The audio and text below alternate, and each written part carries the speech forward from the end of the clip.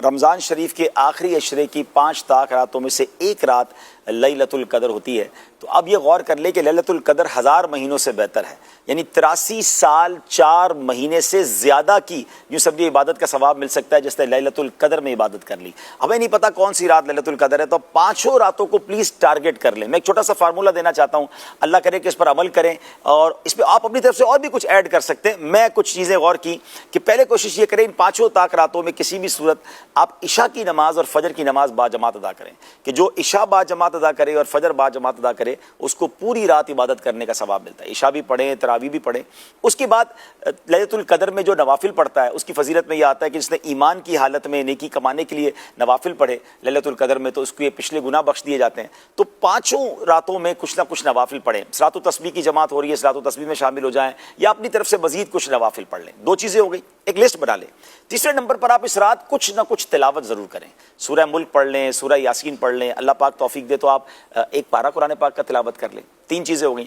چوتھے نمبر پہ آپ اس رات میں کچھ تسبیح، ذکر و اذکار کریں، کلمہ پاک پڑھ لیں، درود پاک کثرت سے کچھ پڑھ لیں، یعنی ٹارگٹ کر لیں کہ بھائی میں نے 200 بار کلمہ پاک پڑھنا ہے، 313 بار درود پاک پڑھنا ہے، پھر سبحان اللہ، الحمدللہ، اللہ اکبر کی ایک تسبیح پڑھنی ہے، کچھ ذکر و اذکار کر لیں۔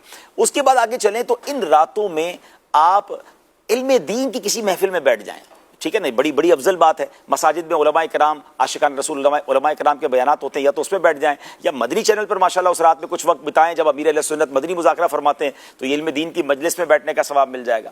5واں کام یہ کریں کہ اگر آپ کے پاس والدین ہیں، سبحان اللہ کتنے خوش نصیب ہیں وہ لوگ جن کے پاس ان کے ماں باپ بھی ہیں، ماہ رمضان بھی ہو اور رمضان کی طاق راتیں بھی ہوں، ان کی خدمت کریں، ان سے کچھ دعائیں لے لیں، ان کی دستبوسی کر لیں، ان کے دل میں خوشی کا باعث بن جائیں تو انشاءاللہ ان کی برکت مل جائے گی۔ اور اگر ماں باپ نہیں ہیں تو پھر ہو سکے تو کچھ دیر کے لیے قبرستان جا کر وہیں جا کر سورہ یاسین پڑھ لیں، چلیں ان کو بھی سنا دیں تو ان کی بارگاہ میں حاضری ہو جائے۔ اور پھر ایک اور کام کر لیں کہ ان 5 طاق راتوں میں کچھ نہ کچھ اللہ کی راہ میں خرچ کریں، بے شک 50 روپے کریں، جتنی آپ کی حیثیت، 100 روپے، 1000 روپے، 10,000، لاکھ، جو اللہ نے آپ کو دیا ہے، 5 لفافے بنا کے ریڈی رکھیں کہ مس نہ ہو جائے۔